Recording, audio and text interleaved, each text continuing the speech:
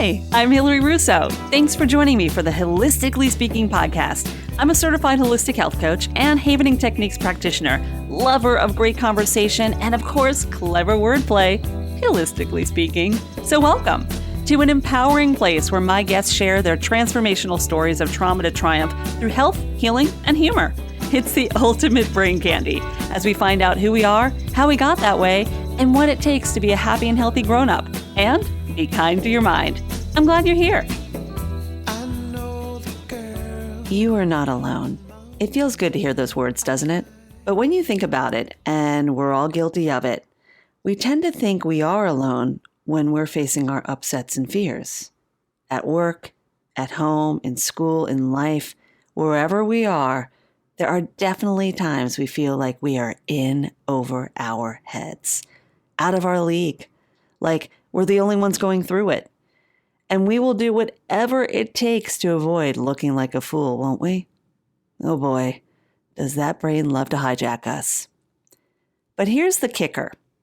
As the saying goes, everyone is fighting a battle you know nothing about, including me, including you, and including Vince Warnock.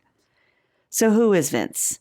Well, aside from being a huge Star Wars fan, and trust me, that part of the conversation alone is worth listening to, he's also a successful marketing coach who confronted his own demons. He battled the bullies too, not only the one within, but in the schoolyard as well. In fact, it was one childhood experience that taught him the importance of curiosity, connection, and compassion. During our conversation, Vince shares how he went from fear to fearless and why connection is the key to success. Get ready to beat the bully, start chasing the insights, and learn a valuable lesson from Princess Leia too on this episode of HIListically Speaking.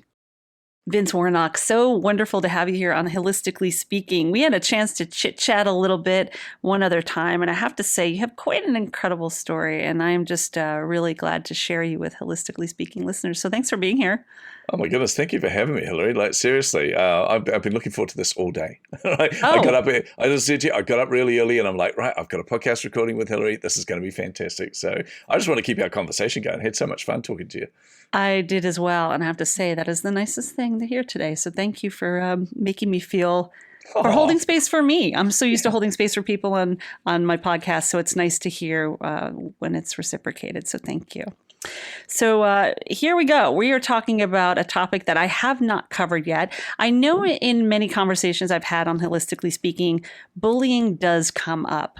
Clearly, yeah. I mean, I was bullied as a kid. I don't know who hasn't been bullied in some way, even as a child or even as an adult. The way people talk to us can be bullying. But for you, this is a pretty strong topic for you that you kind of take hold of. And the story itself is quite amazing. So I want to just hold space for you to share your journey and how that bullying or being bullied turned into a curiosity that really shifted your life in a lot of ways.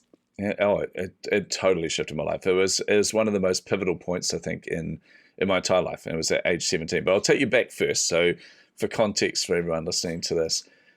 So I grew up, like a lot of people, in a not very nice environment. So I grew up in abuse, I grew up in poverty, and home was not a happy place for me at all. It was a place where horrible things happened, so I would hide away from it. I learned to use humor as a defense mechanism, try and diffuse situations, don't stick your head above other people, all the things that you learn when you're being bullied all the time.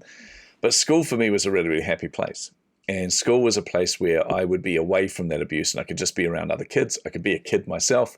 I could learn. Turns out I love learning. I love just finding out new things. So that was amazing. And up from ages 5 to 10, I guess, which is what we call primary school, that was an incredible experience. I was like, this is awesome, you know.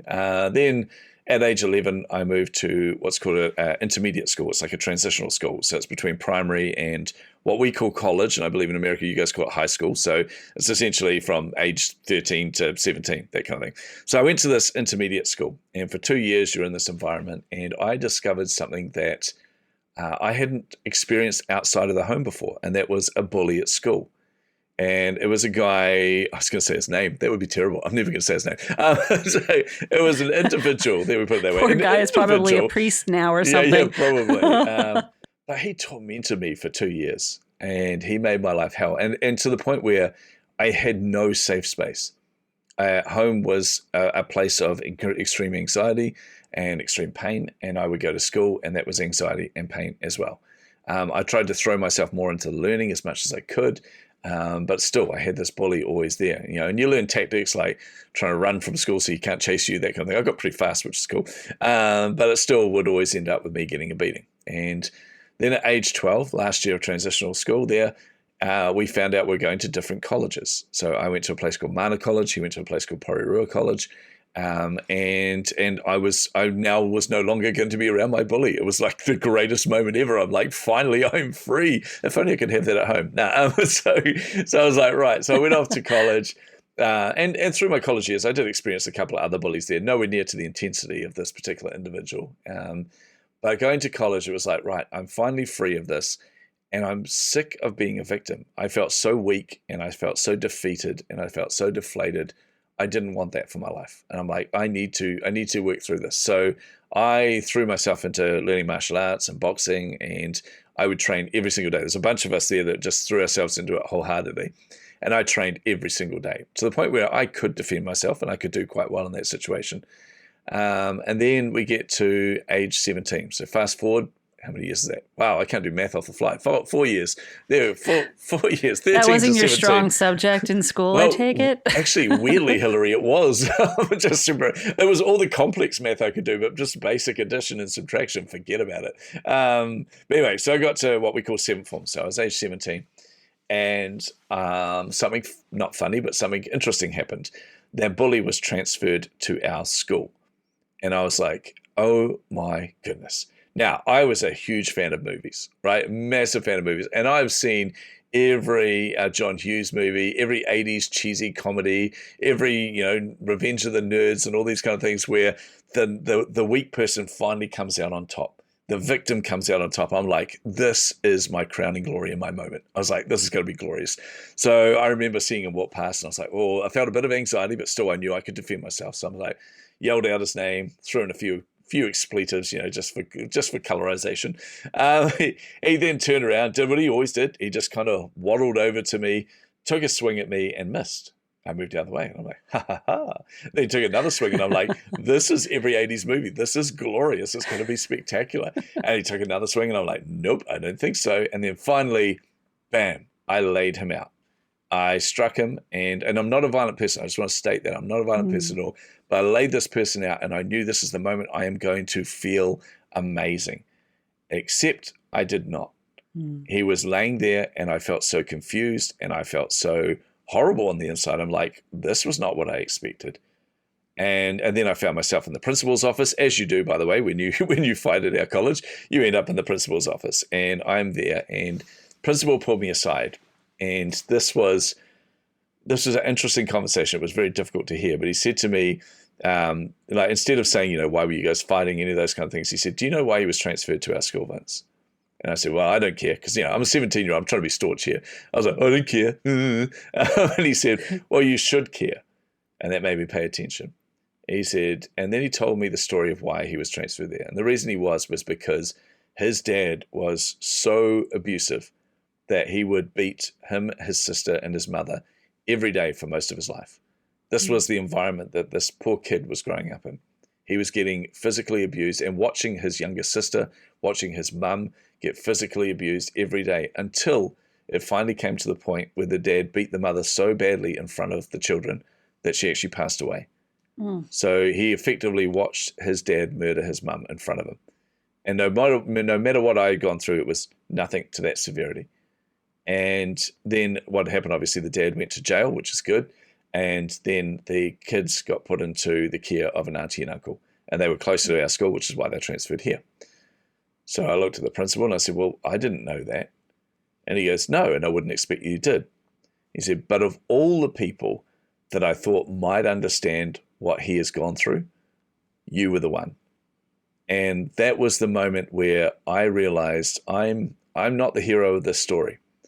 I realized I'm the villain here. I'm the one person that actually had the opportunity to be there for somebody who desperately needed it, to support somebody who was desperately crying out and didn't have any of the tools that I had to deal with these things. The only thing he knew was to replicate the behavior that he had seen. Sure. So it was also a massive eye opener, by the way, Hilary, because I realized every 80s movie lied to us. And for anybody who thinks that, finally when the victim becomes the bully, that's a great moment. It's not. Violence is terrible. It's a horrible thing. So I got really annoyed at movies at that moment. But it also made me realize that I had no idea what was going on in this person's life. And yes, I'm not excusing his behavior. I'm not excusing the fact that he tormented me for 2 years and made my life hell. I'm not excusing the violent nature of what he did or anything like that. But when you realize that you have no idea what was behind that and you have no idea what was going on in his life, that shifts something inside of you. And for me, to know that I had the chance to be the hero of the story, to know that I had the chance to actually be there for somebody, and I was not. I did the opposite. That was a really hard pill to swallow.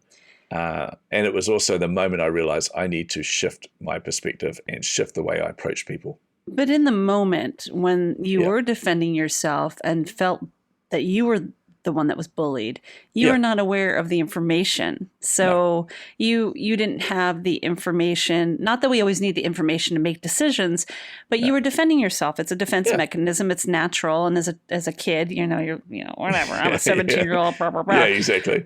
But once you had the information, look how quickly your mindset went to a place of empathy and resonance and compassion and seeing yourself in someone else's eyes. It didn't take long before you were like, I need to change this behavior, because whether he had been abused like way worse than I ever was as a child of poverty and in an abusive home, you still had your own trauma that you dealt with. And you too were defending yourself from being being abused further, right? Yeah. And I'm fully, it's one of those weird things where I'm fully conscious of that. It still didn't help how I felt, if you know what I mean. So because I'm aware of how cognitive bias works, I know that our brain's taking shortcuts there and going, I need to process the information that's at hand. And the analogy I give actually, Hilary, is I always use this one for people. If there was a very large, stocky man in a singlet and shorts running towards you holding a knife, yelling at the top of his lungs in some foreign language like Russian or something, if you don't understand Russian, what would you do? And all of us have the same response, which is run, get the hell out of there, right? But that's because we're using cognitive bias in those moments where our brain's going, okay, I don't have time to process everything in front of me. I don't have time to process the information. So I'm just going to make assumptions based on what I see right now, the limited information I have. And that information tells me, get the hell out of there and run. Or in the case of with the bully, it was, it normally would be, defend yourself. But of course, I actually was the aggressor in this situation because I saw him and thought, I'm going to get my revenge, which is a terrible thing to do. But again, it is still me defending myself from years of abuse kind of thing. So I'm like, okay, now, if you can get past that cognitive bias though, and take a moment to actually process the information at hand, like with the Russian guy with the knife running towards you, you're first thinking, okay, what is he saying? I don't understand what he's saying. Is this actually aggressive or does it just sound aggressive? And if you've ever heard Russian, it does sound aggressive, by the way. The knife is this knife coming at me in a threatening manner, or is it actually that he's showing me something that he's made, or is it that he's trying to defend me from something that's around me? Is he trying to gift it to me? Is he trying to cut the cake? Yeah, exactly. Yeah. Chop up some vegetables for me. Gut a fish. I don't know. There's so much information that we don't know that we only process based on what we know, which is why it taught me such an incredibly valuable lesson about getting inherently curious about everyone, like actually trying to understand what's behind the behavior. Yeah, our brain automatically, it goes into fight or flight mode. That's our amygdala is going to go to that place.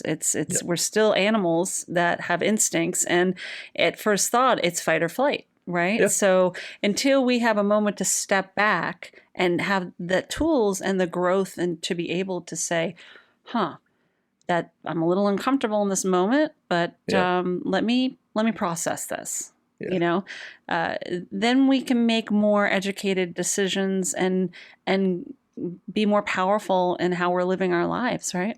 Yeah, totally. It's transferred into so many different areas of my life as well, Hilary. Like, even like being an entrepreneur, right? So I'm a marketing coach and podcast host, all those kind of things, but I suffer from imposter syndrome all the time. Like, it's just, I'm pretty sure it's just a badge of honor amongst entrepreneurs. But as soon as you get your entrepreneur, membership, then suddenly you get this imposter syndrome that kicks in. You're like, oh, wow, that's new. Very common. Oh, yeah. But I remember thinking, okay, so I remember like going way back when I was I don't even know what to call myself, young businessman, I guess. I wanted to do something with my life. I wanted to not be beholden to a standard job. I knew I wanted to create a future that was like in the movies I saw, the good movies, not the ones where the bullies got bullied. But in those movies where people, had these incredible lives, I wanted something like that. So I thought, right, I'm going to do this. And I won tickets to this business breakfast.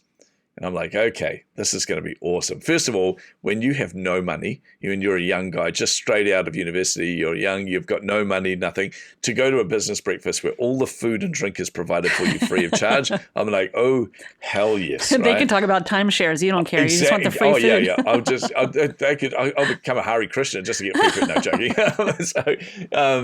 But it was just the opportunity to be around that free food was going to be amazing. But also they had a speaker there from Adobe. And I was a big fanboy of Adobe products. So I was like, hey, this is awesome. Just to show my age, I think Photoshop 2 had just come out. So I was like, wow. It's a long time ago. But I got to hear from this person and I thought, right, I'm going to go to this business breakfast. I'm going to feel really uncomfortable because I don't even own a suit. I know I'm going to stand out like a sore thumb. So I went to a thrift shop, we call them op shops. Went to a thrift shop and got a secondhand suit. It cost me about $10. It was the most disgusting thing you've ever seen in your life. Like, genuinely. It was like a shiny gray, because it was so worn, shiny gray material. It was so ill-fitting. The sleeves went down to my lower knuckles. Double-breasted, which I do not suit at all. And it was just, and I had hair back then. I wasn't the beautiful bald man that I am now. I had this long hair tied back in a ponytail. It was not the height of fashion, let's say that. But I turned up to this event and realized I did stand out. And I remember looking around the table that I was at and feeling so out of place and so like, oh my goodness, these people have their lives all sorted. They have everything. No, they all, in my mind, I just picture them all wearing Armani. That's how I kind of picture it when I think back. They just seem to have everything sorted in their life. They had it was kind of pre-iPhones and Samsungs, all those kind of things. It was back in the day where in fact, I didn't even know if we had cell phones back then. I think a few people had cell phones back then, like but that certainly big not one, me. That big phone, the giant bag phone. Yeah. So I think there were a few of those around. None at our table, fortunately. But everyone had their filer facts, and they all looked like really official business people. And I felt really insecure. And I had always known that I should get curious about people that do bad things, in a sense, like my bully. I should get curious about why they behave the way they do, because that helps you to understand them and possibly be able to be there for them rather than just reject them. But sitting around this table was really interesting. So the speaker, spoke, and he was incredible, actually. He was a really amazing, inspirational speaker. I just thought, I want his life. I want all of this. This guy's incredible. I took pages and pages of notes, scoffed down all the food, drank a copious amount of coffee and juice, way too much. And then at the end of his speech, he came around to the tables and he asked if anyone had any questions. And I still remember this whole internal dialogue in my head going, okay, Vince, listen up. My brain was going, pay attention now, Vince. You've got one shot to ask something intelligent. Like, seriously, look around this table. You do not fit here. You do not belong. You're going to have to impress these people. So, and while my brain's telling me that, I didn't realize he was standing next to me and said, any questions? And my mouth just let rip and said, at what point did you know you'd made it? And that's when my brain went, you're a moron, Vince. Like, I'm out of here. But the whole table as well, in my mind, I don't know if they actually did, but this is certainly how I remember the situation. I remember feeling like they all kind of scoffed, or feeling like they were like, that's a dumb question. But the speaker did something incredible. He just said, actually, that's a really interesting question. I agree. And my brain, who was walking out the door, just went, wait, what? Came back in. And he goes, I'm going to let you in on my morning routine. And he told me this morning routine. I wrote down every single word. I thought, I'd heard that success comes from morning routines. This is going to be powerful to hear from this guy. But essentially, his whole summary of his morning routine was gets up early, deliberately, goes to the bathroom, fills the sink with cold water, splashes it on his face, looks in the mirror and goes, today's the day they find out you're a fraud. And I went, what? And he goes, I've never felt like I belong, Vince. I've never felt like I've made it. I've always felt like the dumbest person in the room. And I'm always worried that people are going to find out that I have no idea what I'm doing. I have to remind myself of what I've accomplished and that I know this.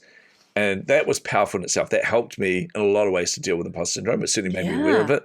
But the other thing he did, and this is the bit that ties to the curiosity piece, was he indicated around the whole table and he goes, most of us deal with that or feel that way. And I looked around this table of these people that I thought had Armani suits, that I thought had their entire lives sorted. And every single one of them, without exception, was nodding. And it made me realize this curiosity thing goes far deeper than people that have done bad things to you or people that have done things that aren't socially acceptable. It's actually everybody. Like we can so often put other people on pedestals. We can so often think that we have to be like someone else or we should be like them. But the reality is that's our version of what they are. We have no idea what's going on in other people's lives. We have no idea the pressures, the insecurities, the fears. We have no idea the hurts, the scars, the pains, all of these different things, the things that drive them, the things that motivate them. We have no idea of a lot of this information. And how much more rich is it when you know this? Like when you actually understand, like instantly when I looked around that table, a few things happened. So first of all, felt like I wasn't alone. That was amazing in itself. I realized I've got as much right to be at this table as everybody else here because we're all insecure about this. But it also took me from thinking about these people as these kind of distant, I don't know how to describe it, but it's almost like you're not real to me. You're these facsimiles of successful people that are at this table. I don't want to know you because I'll never know you because I don't fit in with you. I don't want to know you because you're not my type of person I normally hang out with. From going from that to suddenly feeling a huge sense of empathy towards all of them and actually genuinely wanting to know them all, genuinely wanting to help them was incredible. Yeah, and it's also, there's power in community. I mean, what's the quote? We're all fighting a battle that no one knows anything about or something like that. Meaning like, look, everybody poops, right? Like we all are. Yeah, there you go. That's probably a better quote, right? Yeah, that's short, to the point, boom, it's out. Okay, and now everyone knows what I'm talking to all of us. Yeah. Right. Now, I Especially butchered the other one. Yeah. Butchered the other one. The other one was 2 words. Everybody poops. But it's true. I mean, like, and the other thing with that is that, there's an extreme vulnerability in that because you asked a question, you made this person actually feel valid and important in that moment. And maybe that was something he really needed that you didn't even know. And then suddenly he's like, I'm real. I'm a human being, I've got my battles too. And so does everyone around this room. And then suddenly you are a community of people that are there maybe for a different goal, like specific goal, but the same goal is to thrive. And how do we support each other and get to that place together? And that is the curiosity. Right? 100%. Yeah. I love this so much. This translates to so many different areas. I can go off on a million different tangents right now, Hilary, but this just reminds me straight away of so a good friend of mine is a coach as well, so another marketing coach, and she's an absolute legend at what she does. Right, like somebody that I refer people to. I really like her work and things, and I'd even be coached by her. But ironically, she wants to be coached by me, so we're just co-coaching each other. There we go. That's great. But the interesting thing is she went dark one day, like does daily Facebook lives, daily LinkedIn lives, all these kind of things. Suddenly nothing. I thought, oh, that's okay. We all have days where we don't show up. And this went on for like a week and a half. And I thought, this is not okay. So I just reached out and said, hey, how you doing? You all right? And she replied with 2 words, I'm okay. Now, knowing her, those 2 words translates to an entire paragraph of, I'm not okay, Vince, right now. I'm spiraling. I'm not having a great time. Help. So I was like, look, let's jump on a Zoom call. And she was like, I don't want to. My hair's a mess. I said, you say that like I care. Come on, jump on a Zoom call. She goes, oh, fine. Jumped on. But really, the reason she didn't want to jump on a Zoom call was because she was just not in a good headspace. And interestingly was what she shared with me. So she finally opened up and said, look, I'm really ashamed of a situation. And that situation shouldn't be something of shame, but it was essentially that she had 2 different organizations reach out to her. One was a corporate company that really wanted her to do work for them and to help them out. And the other was a reporter that really wanted to do a profile piece on her. And both of them had said, can you put together some stuff for us and get back to us? And a week went by, hadn't started it. 2 weeks went by, hadn't started it. 3 weeks went by, hadn't started it. And the reason was because she felt incredibly overwhelmed by all of this and overwhelmed by the attention that she was getting from it, overwhelmed that she would, or worried that she would let these people down. And as a result, she self-sabotaged. Yep. She just didn't even start to work on these things. And then it got to the point 3 weeks later where now you're avoiding calls Now you don't want to read emails. Now you don't want to, because you're so embarrassed and so ashamed of this. And I was just like, as soon as she said that, I went, oh, same here. She went, what? I said, oh my goodness, I do this all the time. I had this, and I just gave her the scenario that just happened to me, where the same kind of thing happened, where it was actually an insurance brokerage firm. They had gone around every agency in New Zealand and gone, hey, we need help with lead generation. And they're like, well, we could help you, but Vince doesn't work at Cigna anymore, and he's a legend at it. You need to reach out to him. So, which was very humbling. And this company came to me, and this is the irony. They came to me and they said, we are going to hire you, and we're going to pay you a butt crap load of money, and you are going to help us with our lead gen. And we don't want you to do any of the work. We just need your brain on this. We need your strategy. And I'm like, I'm sitting there going, I can literally do this in my sleep. I can clearly see what they need to do and outline that to them, and they're going to pay me all this money. Awesome. Yep, I'm on board. And they said, great, can you put together a proposal for us? I went, sure. And they walked away, and 1 week, 2 weeks, 3 weeks, hadn't started. And the reason was because I'm going, they're used to dealing with all the agencies. What if they read my proposal and think, what an amateur, Vince? You know, what if they read it and go, this wasn't what we expected, or we got the wrong Vince? I mean, surely this isn't the guy we meant to reach out to. Like, I just got in my own head, and I sabotaged myself. So I had to actually swallow my pride, and I called them up and said, look, first of all, humblest apologies.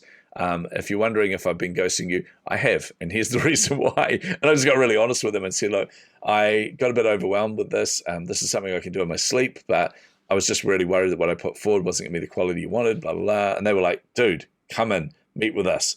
Went into the office. We had a giant whiteboard. We mapped the whole thing out in one session, and then they hired me. But Wow. For my friend, the interesting thing was her knowing that I went through the same thing as her. And there is such a power in knowing that we're not alone. And there is such a power in knowing that actually, you know, somebody else is going through or has gone through or is about to go through what I've gone through. And this is where the curiosity piece comes in, because if we get curious about each other, we would be a lot more open about how we're feeling, because we would share that with people that are going through the same.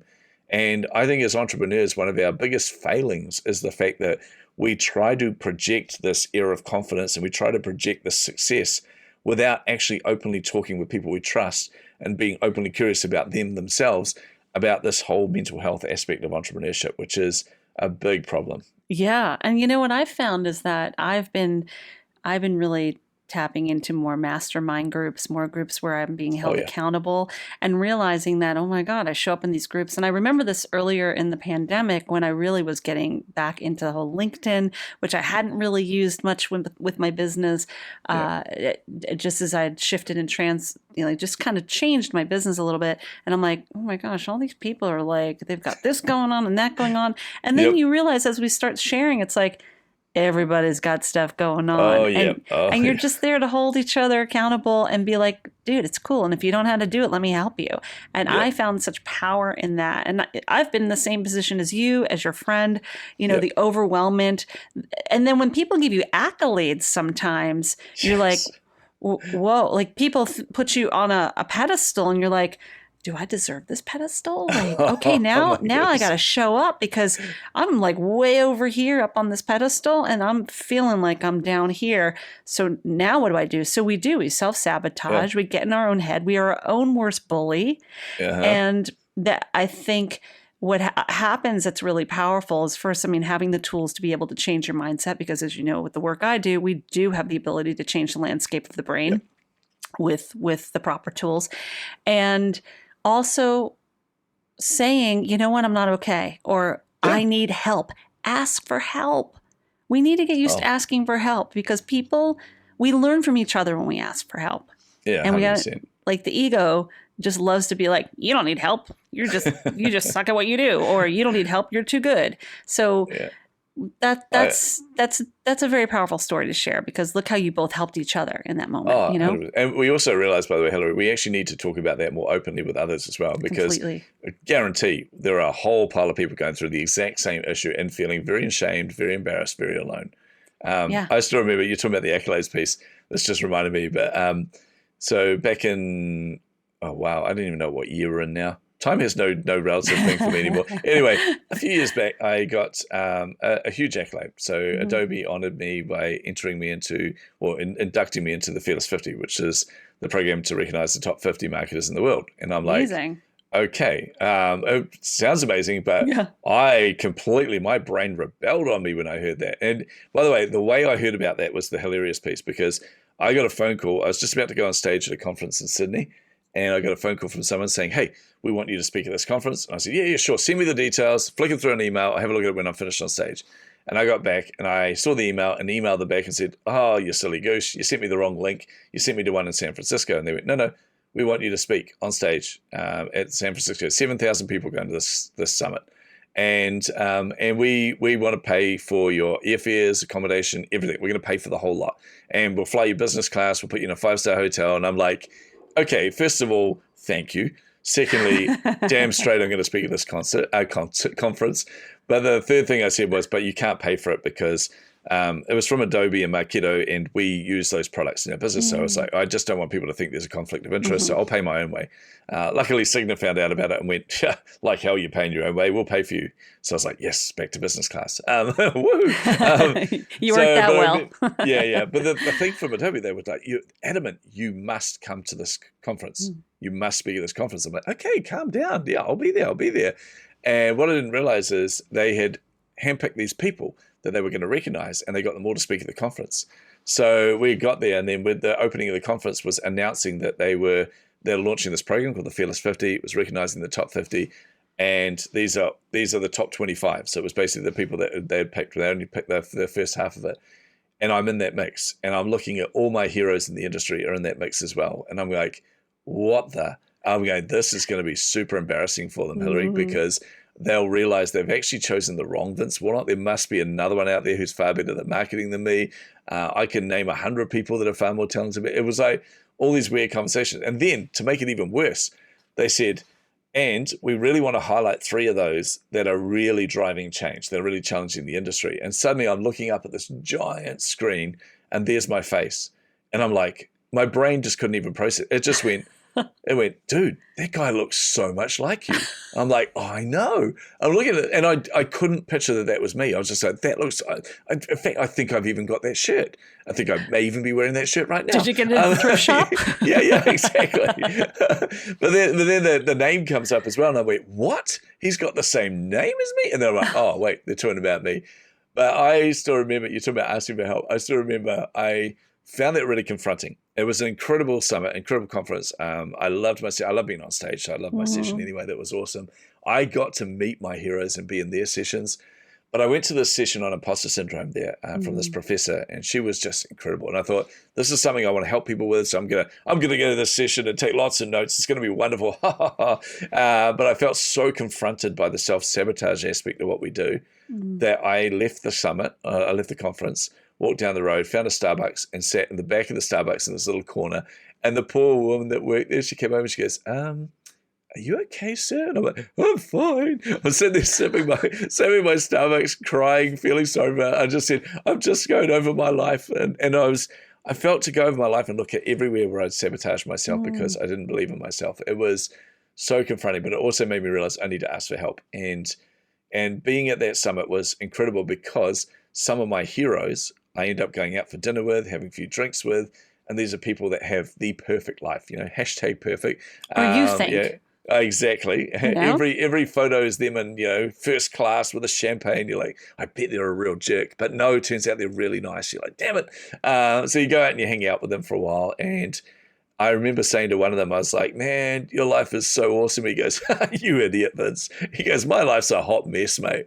I went, what? And we realized, everyone started opening up about this, and we realized all of us have things that we're battling through. All of us have issues. All of us have insecurities. That was the really interesting one for me, that even these people that I had put on these pedestals and thought they are damn near perfect. Every book they put out is bestseller. Everything they do is a success. Everything they touch turns to gold. And they're like, no, I'm totally insecure. Yeah, but you know what? How many books did they write that got rejected by publishers? How many? I mean, it's like hearing those like rags to riches stories. I mean, not everyone makes it on the first try. And you'll hear about like, oh, I was living out of my car for 10 years. And again, there are some people that just have a natural progression and they're very fortunate in their success. But for the most part, people struggle. And it's part of the journey is to understand what it's like to just there needs to be rejection. There needs to be a no every once in a while, because it makes us better and stronger. There's more shifts that happen then. Yeah. We need to go through not always trauma, meaning trauma per se, to get to the triumph. And that's the mess that becomes our message, Yeah. So all of these people are going to have stories, and I think that's what really makes it powerful. You could be the guy at some point that people, and I'm sure you already are, there's people that are like, oh my God, that's Vince Warnock. All right. I don't think I'm supposed to be on stage with him. He's just amazing. And there are always people looking up to each other. And I think that we just have to realize that we're all human and we all have something valuable to offer. I love your point, Hilary, about the good and the bad kind of thing. I still remember it's something I had to learn from my own life, that actually it's okay to have a bad day. Because it actually makes the good days really good. But I still remember sitting there with my son one day when he was in his early teens, and we were watching, I can't remember what it was. It was some soppy teen romance thing that just happened to be on TV, and the boy in there was obsessed with the girl, and he's like, oh, she broke his heart. And I just started cracking up laughing. My son goes, what? And I said, oh man, you've got all this to look forward to.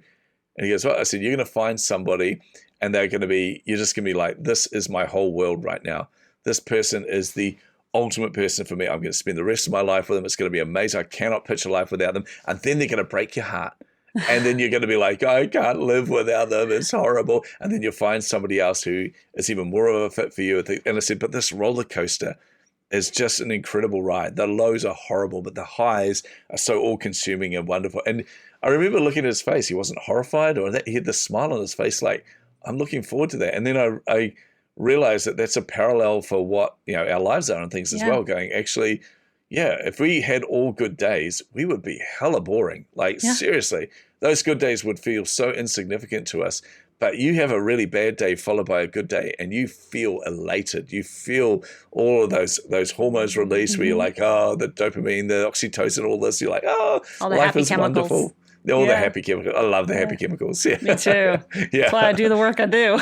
Yes. That's why I do coaching. It's the most fulfilling thing ever, seeing people succeed. I want to talk about that. And by the way, listeners, if you're just joining us, Vince Warnock is here, Chasing the Insights. Really excited to talk with him today. If you are interested in learning more about how to propel your career forward and learn about marketing and how you can be the best you can be and really grab onto the curiosity and realize you're not alone in the battle, and there are ways to get to where you want to be, chasing those insights as you do. Vince is a guy that knows. He's also offering a complimentary strategy call for listeners, and there's just so much value in what he's sharing here on Holistically Speaking. And if it doesn't resonate with you and you're sitting here going, oh, like the story or whatnot, pass it along to somebody who it will impact, because there's always one person that is going to be impacted by something that is said here. I know I'm finding value just sitting here with you. We're both we've been in broadcasting for years. We're both coaches, and we're both building our careers, and we're both human, and we make mistakes, and we've had the imposter syndrome and everything we've been talking about today, from the bullying all the way to the curiosity that creates the space to become the people we want to be on this planet, which is obviously it always comes back to what can we do better in this world and who can we be better for, right? I love that. We are seriously twinsies. I think we're separated at birth. Yeah. Besties forever. So definitely. I just wanted to drop that. But let's talk a little bit about Chasing the Insights. This is your company. This is you building a really beautiful brand as you're moving forward and helping businesses create powerful marketing and how to do so in an organic and authentic way, And I think that just comes from your own journey. So I want to hold space for you to share. And then, of course, we're going to talk about your background, which listeners, if you're listening to the podcast, this guy has a healthy, unhealthy obsession with Star Wars. I haven't quite figured it out yet. Depends on who you ask. If you ask a Star Wars fan, it's perfectly healthy. If you ask my There's son, a lot it's of perfectly stuff healthy. going on behind you. But it's very well executed. I'm going to have to take a screenshot because everything has a place, which is I'm quite impressed at your Star Wars palooza. Okay, if you're listening to this, you'll miss this, but the background has so many different things in it. But every now and then, each day, I'll change one little thing, Hilary, just to see if anybody notices. Not a single person has yet, which means none of them are paying attention to it, but that's okay. I have my fun. Oh, I might have to do the next time we talk. I'm going to be like, wait a minute. Wait, Darth was over there. Hold on a second. The stormtrooper was over there. Yeah. Oh, wait, there's a different whiskey bottle in that corner. I forgot you have the whiskeys too. The whiskeys. Yeah. That's right. We right. had World Whiskey Day, so I put a photo out there of my background and just said, prize, a free coaching call with anyone who can guess how many bottles of whiskey are here. And it took them a while to get there, but there was 18 different bottles of whiskey in my background. So I think you would probably have more people chime in if you actually gave them the whiskey. Yeah. Forget the strategy call. Definitely some of those bottles. I love it. So, with your background being in the corporate world as well, I mean, how have you been able to transition into your own private coaching and make that work for those out there who are looking to build their world? Well, it's a very good question, very much tied to my journey. But because I've kind of been in and out of both corporate and entrepreneurship, and I think it was when I sold Common Ledger, which is my biggest company, or definitely my biggest company, actually. We sold that for 8 figures back in whatever year that was, about 6 or 7 years ago now. But I knew at that point I needed a job. So I was like, okay, I need to go back into corporate, became Chief Marketing Officer at Cigna. And through all of that, I learned so much. I learned so much about growth and all the methodologies that I had kind of created through my whole career. I got to apply both to the startup kind of environment and then in the corporate environment, and found the parallels. They worked so well, like the experimentation aspect I bring in, the curiosity aspect, all of these different things just got some significant results. So I was getting a lot of notice on that. Like a lot of people were noticing what I was doing, but I was also feeling incredibly unfulfilled. And it was a great job. Don't get me wrong. An awesome company. The people there are amazing. The leadership are incredible. But when you're at a C-suite level at a large, we're in the Fortune 100. We're a pretty big company. When you're at a company that size, and when you're in, the C-suite positions, you really don't have the freedom that you think you have. As in, I don't get to be at the front of where I get to impact other people. You're almost in a position where you have to treat people like dollar signs or numbers, as it's all about projecting the company forward. And that just didn't align with who I was. So I wasn't feeling myself. I felt like I was being somebody else, and I wasn't enjoying that at all. I was certainly getting the runs on the board, but they didn't mean too much when you feel unfulfilled. So made the very easy, hard decision to leave there. That was January 2020. So awkward conversations over Christmas with the CEO going, I think I need to focus on writing my next book. And she's like, yeah, but no, because we know what that means. But we came to an agreement. It was awesome. She's amazing. So left there. Focus was to be on writing my next book. Got bored after a week, so that book became 2 books. Now it's become 3 that I'm working on, launching my podcast, all of that. But the concept of coaching, Hilary, came accidentally. And it came from me writing this book and talking to all these entrepreneurs around the world. And particularly in the Canada, like most of the people I was talking to were in America, in in Canada, in Australia, New Zealand, and the UK. And while I'm dealing with them, talking to them about their limiting beliefs, talking about self-doubt, which is one of the topics in my book, something else happened, which of course was a global pandemic. And that's when everyone turned around and said, we would love to help you, but right now we're not in the right headspace at all.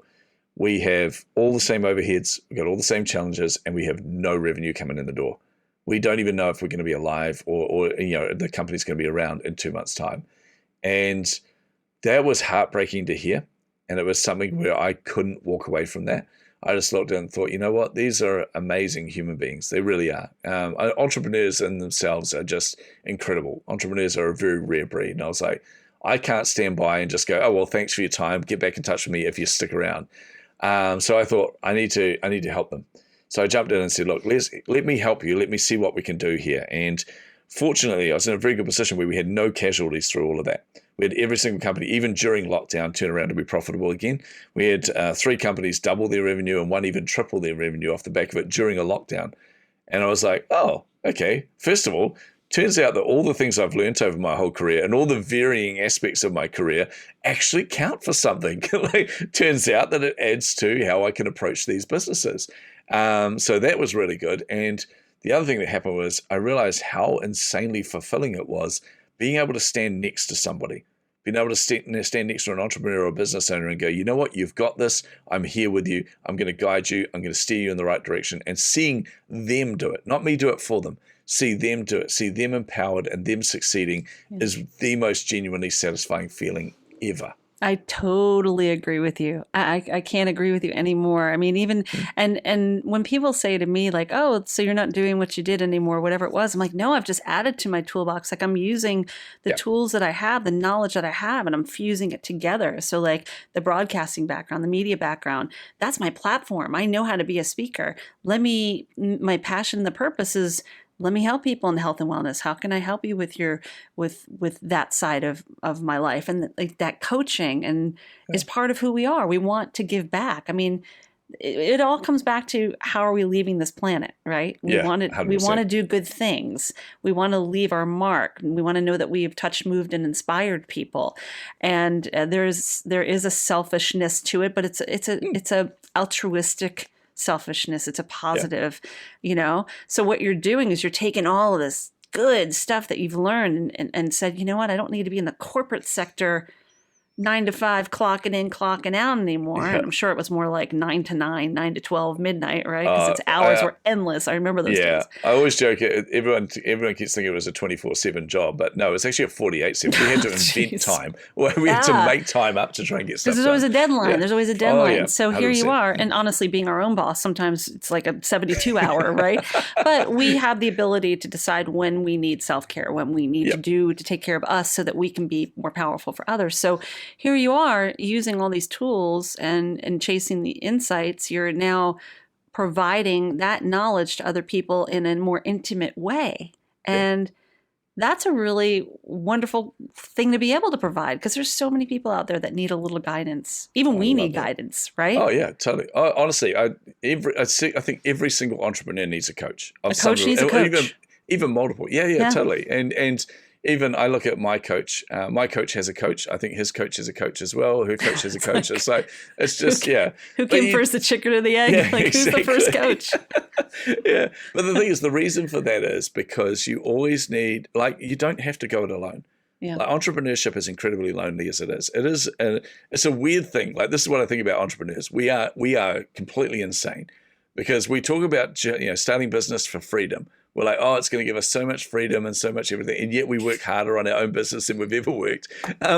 We talk about the fact that, we're creating something and all this. And yet we often feel like we're signing up for a roller coaster because you have days where you are absolutely crushing it and you have days where everything just seems to fail. Mm-hmm. And, people look at us from the outside, the non-entrepreneurial types, the normies. They look at us and go, why? They look on those bad days and go, why are you doing this? That is horrible. And we're like, yeah, but it makes the good days so much better. And you just can't get your head around that. But the thing is, you don't need to be alone. There are people out there that will stand beside you and will help you and get them in your life because it makes such a difference. We live in a global village, and that means we have access to just about anyone at any time without having to be in the same country like you.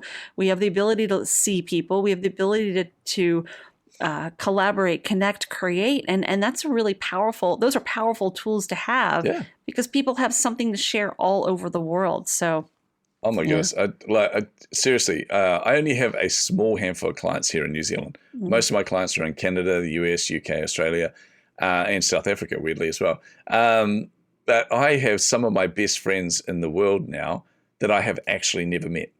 I have some people I've connected with that are just I feel so close to. We talk all the time. They help me. They collaborate with me. If I'm ever hitting the wall, I can jump on a call with them and go, me not speak English, need to write copy, help. They'll help me work through stuff. But just people that you can genuinely, are in your corner and have got your back, and yet you've never met them. They're just people that you've connected with all over the globe. And that is, every now and then I think about that and my mind is just absolutely blown. It's incredible. It's amazing. I feel like, especially during this pandemic year, connecting with so many people, how many people I feel like I do know personally because the communication, it's just an instant connection. It's just having a conversation with people. I don't like using the word interview. I always tell my students, I'm like, do not use the word interview. You connect more and you're intimate. It's much more intimate when you say the word conversation, because it's an us versus them with an interview. And you know that from broadcasting. I don't know, just in my mind. I just call it chatting. On my podcast, chatting. I chat with people from all over the globe. There we like go. it's more informal. You know, an interview sounds like I should be buying a cheap suit over at the thrift store and showing up and or showing up really for an interview. Questions. Yeah. But I love that. So I want to have a little fun with you real quick before we I give you a chance to just kind of share some of your insight. You're chasing the insights with our guests, with our listeners rather, and just throw out a word to you. This is some stuff we've just been talking about over the last 40 minutes or so, and just tell me the first word that comes to mind. And this is just from our conversation. I know, now I feel like I'm in a psychologist's office again. I'm like, this is gonna be crazy. Tell me what you're really feeling. No. All right, so here we go. I'm gonna just throw out a word. Just come back at me with the first word that comes to mind. Okay. Humor. Life. Okay. This is really stressful, by the way. I'm just like, quick, get the word I should be doing a havening session on you beforehand, so you feel comfortable. There you go. Yeah. Maybe that should be part of my whole plan. Curiosity. Love. Abuse. It's two words together, but not defined. As in, it won't define me. Okay, that's good. Poverty. Bad. Imposter. We'll add syndrome to that too. Entrepreneur. Okay. Yeah. And I would qualify that quickly, Hilary, in saying, if you're an entrepreneur, there's this whole stigma around imposter syndrome and stigma around, oh no, you're making it up as you go along. Of course you are. That's exactly what you should be doing. You're an entrepreneur. You've never done this before. You're in territories that you haven't been. That's what building something new means, which means embrace it and just go, you know what? Damn straight I'm an imposter. Damn straight I'm making it up as I go along. That's what makes this so awesome. So anyway, that was my qualification for that. But yeah, be charged by the fuel, right? Like let the fuel just like push you forward. Love that. Thank you for sharing that. Marketing. Career. Okay. Entrepreneur. Love. I'll put love there again. I love being an entrepreneur and I love being around entrepreneurs. Yeah. If there's an energy and a life and this creative thing that comes through that I just thrive on. Love it. And look, a lot of times people, like we were saying before, in the 9-to-5 sector, they are envious of what we do because they're like, oh, you have such freedom. And blah, blah, blah. It's like, oh, man, the grass is always greener. You don't get it. Like sometimes I'm like, gosh, I wish I was just an accountant that worked 9 to 5. That sounds easy. It'd be like a holiday. And then I'm done with my day and I don't have to take this stuff home with me, right? Like, so I mean, we always look at the other side and we're where we are because we're exactly where we're supposed to be, basically. 100%. Right? Yeah. Yep. Last word or words for you, because I just can't avoid it. Star Wars. Vision. Like, oh no, now you started something. Vision, future, inspiration. I'll put inspiration. There we go. Okay, so it's not just that you have a fascination or a love for Star Wars. There's a real deep. There's more to it. It was quite profound. I still remember. I saw Star Wars when I was 7, right when it first came out, and I can still remember vividly going to the movies, right? So remembering I grew up in a horrible environment. So suddenly I'm sitting in this cinema with this world that I didn't know existed. You know, you had the opening crawl come up, then you had the blockade runner come across the front, and then suddenly there's a Star Destroyer and you're like, what am I seeing? I've never experienced anything like this. But then you saw these characters and it was all about the characters. And you saw the underdog, the person you didn't think was going to amount to anything. Luke Skywalker on this planet where all he is a moisture farmer. You know, he's just basically working for his uncle and he's never going to amount to anything. And he knows there's this big universe out there and there's this big life and this big calling, but that's not for him. And then to find out from Obi-Wan that actually you are something special and that there is this giant destiny out there. You are called to bring balance to the Force. That is incredible. And that was, for me, it spoke to me so profoundly. And then also the original Star Wars trilogy is a redemption arc for Darth Vader. It's a redemption arc for the father figure. And it was, I still remember realizing, like, Return of the Jedi, I bawled my eyes out the first time I saw it because it got to the point where Luke's getting defeated there. The Emperor's, like, you know, putting electricity through him and everything. Darth Vader's laying there with his hand chopped off and everything. And you're like, yeah, finally the dad got his comeuppance. Ha ha ha. I don't learn, you know. He's like, ha ha. And then the dad to get up and pick up the Emperor and throw him down and defend his son and redeem himself. It was like, well, if Darth Vader, like the greatest evil in the universe, can do that, then anybody can do that. And that's when you grow up in an abusive household with an abusive father. That is an interesting thought. So yeah, it had so much a profound impact on me. I love, there's so much in there. I have 5 sisters and I've got a daughter as well. So to see even though they only had a couple of females in the entire movie series originally, to see someone like Princess Leia who was super intelligent, super strong, super beautiful, super courageous, and did not need rescuing by any man and was not defined by any man. I'm like, why would I not take my sisters to that? Why would I wanted them to be Princess Leia. Then, like, I want my daughter to be Princess Leia. I want them to be so self-sufficient and confident that they can just create their own future, So, I love it. I can't believe, like, okay, so that's like the best thing I've heard. And by the way, I know there's some listeners out there that are Star Wars lovers. I know it. I know them. Yeah. And they're going to resonate with that because they're entrepreneurs. And even if they're not, I'm sure there's plenty of people out there that just love the movie for the movie. And you just gave a real side to the film that's more than it just being an entertainment. Yeah. It's more than just entertainment. There's a real story behind George Lucas's the whole idea of Star Wars, 100%. So, that was great. I love that. I never thought of it that way. And now I feel even like I respect you even more that you see Princess Leia for who she truly was. Oh, okay.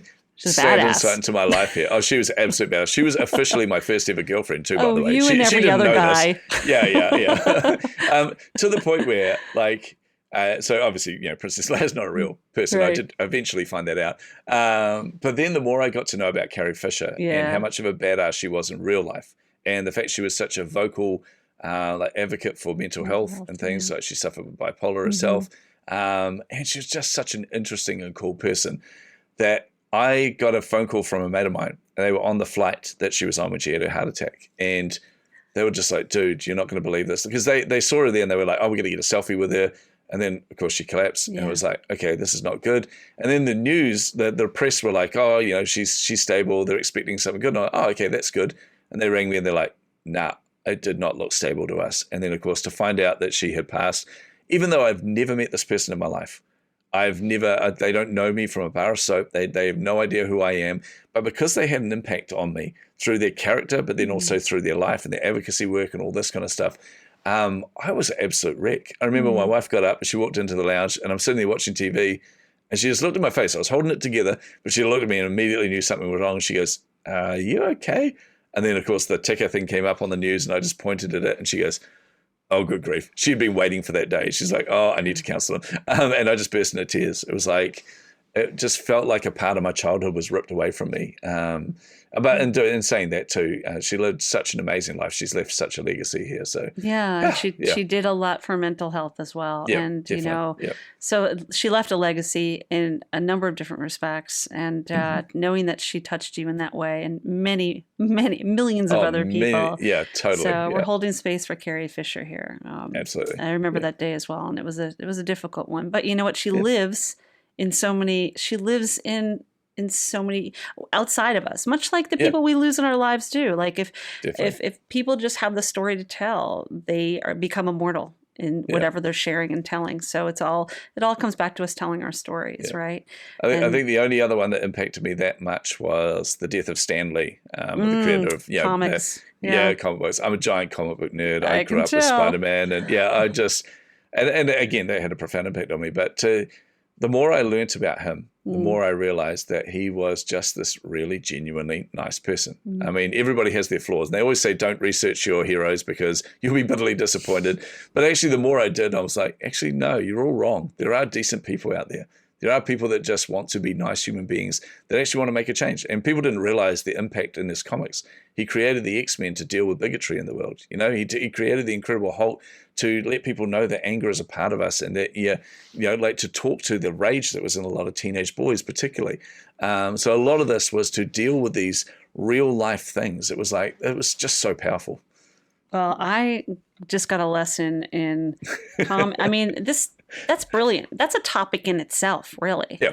If we think about it. I mean, movies and entertainment or anything like that, music, there's so much poetry and stories behind everything put out there that we need to be entertained, right? Yeah. But when we think about it and we really do the internal work, And I mean, what you shared there, I don't think I knew that. I didn't know a number of those things, and it makes me have much more of an appreciation for those people that are behind the stories and the movies and the comics. We could seriously talk for hours on that, Hilary. Once I go, this is why I was nervous when you brought up Star Wars. As soon as you said 2 words, Star Wars, I'm like, oh no, this is going to take an hour. No, not just 2 words. Well, then we're just going to have Vince back, or when we have our conversation on your podcast, totally. I would love to express more, because maybe we can get into more of the mental health side of things. Who knows? I'd love to do that. So definitely excited about that. It has been a joy having you on Hilistically Speaking. Thank you for sharing your knowledge, your gift, your story. And again, listeners, Vince is going to be offering a complimentary strategy call to those of you who are listening. This is 30 minutes of like chatting with this guy. Hey, it could be about Star Wars, but I bet you anything if it is, you're going to get some value out of that too, because there's a story behind the story. It'll be a lot more than 30 minutes. Oh yeah, right. But now look, so if anyone has, like, this is the thing with entrepreneurs, is you're expected to be everything. You're expected to be the marketer, the salesperson, the accountant, the designer, all of these things. But marketing is a bit overwhelming at times, particularly when you talk about lead generation, lead conversion. This is something that stresses people out, because this is what brings the money in the door. So if any of you are having any issues in that, just do book that call with me, and I will give you the clarity that you need. Beautiful. Is there one takeaway that you would give folks right now to just say, I need that strategy call? What's one little tidbit? One little tidbit. Oh man, now you're throwing me in the deep end. Thanks, Hilary. One little tidbit. Okay, your story is a core part of who you are as an entrepreneur. And one of the things I teach a lot of people is this thing called the BEATS method. But it's really bringing who you are, the things that have happened to you, the good and the bad, through into creating that pseudo-social relationship with your customers. And by that, I mean, think about my relationship with Carrie Fisher or Stan Lee. Like, I've never met these people in my life, and yet I felt such a deep connection to them. That's the ultimate goal as an entrepreneur, is to get these people that don't know you, but they know of you, to feel a deep connection to you. Because then your marketing messaging doesn't matter. Whether you've got the right graphics don't matter. Whether your website is, beautifully designed is irrelevant. They buy from you. They buy from who you are, not from necessarily the product, the offering, the website, all these kind of things as well. So I totally help people to do that, and to deeply connect and to deeply resonate with their target market. Hey, can I sign up for a strategy call? You know it, Hilary. Sweet. Yeah. Yes. It's the only reason why I do this podcast. No, to get free stuff. No, just kidding. Anyway, thank you so much for the time. And I can imagine that there are going to be a number of people that are going to reach out, because you offer a lot of wealth and wisdom in areas, and just being you. So thank you. Thank you, Hilary. It's been an absolute pleasure. Grab that free strategy call with Vince by visiting his website. If you don't, I will. You'll find that link on the podcast page. And while you're at it, book a complimentary discovery call with me to learn more about how havening can help you put the power of active emotional well-being in your own hands. Just go to hilaryrusso.com/havening and make it happen. And if you find this episode and the podcast valuable, consider sharing it with just one other person. Even better, subscribe and leave a rating and review, and share your thoughts. Connect with me on social media, LinkedIn, and Clubhouse. You'll find me at Hilary Russo. I'd love to hear from you.